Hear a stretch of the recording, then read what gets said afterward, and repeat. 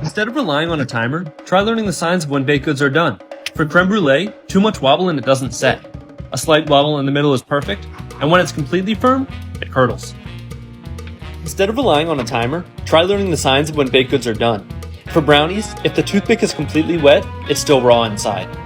Wet crumbs on the toothpick are perfect, and when it comes out completely dry, so are your brownies. Let's fill a piping bag. Don't just start cutting things. Put the piping tip in and cut a little bit off to check. Alright, we need a little bit more, so we'll cut off a little bit more, and perfect. Snug without falling out.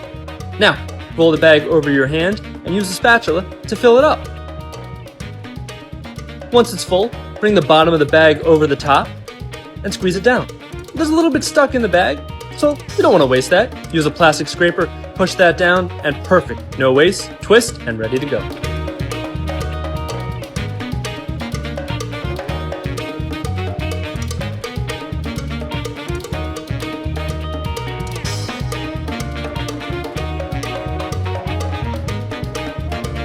If your cupcakes aren't turning out how you want, it could be the temperature of your oven. Baked low and they will be shorter with a flat top. High and they will puff up and have a dome top. Too high though, and they're likely to overflow. Adjust the baking temperature to get the kind of cookie you want. It's not just about the ingredients. Low temp for thinner and crispier, high temp for thicker and gooier. The best part of the egg for a creme brulee isn't the whole egg that leaves a lumpy and eggy custard, but just the egg yolk for a smooth and creamy texture. Meaning it's really the egg white that coagulates too quickly and at a lower temperature.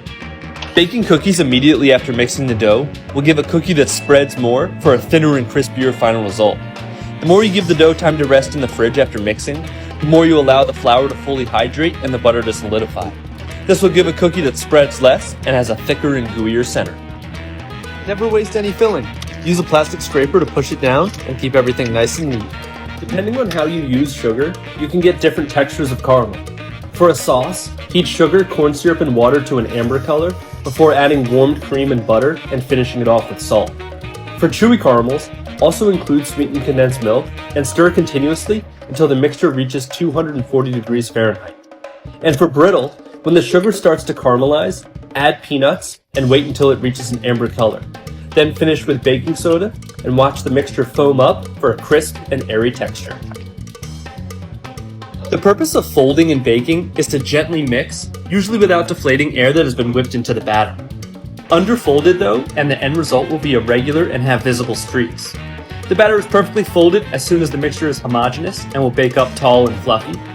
Overfolded or too aggressively mixed, and the end result will be much shorter and have a denser interior.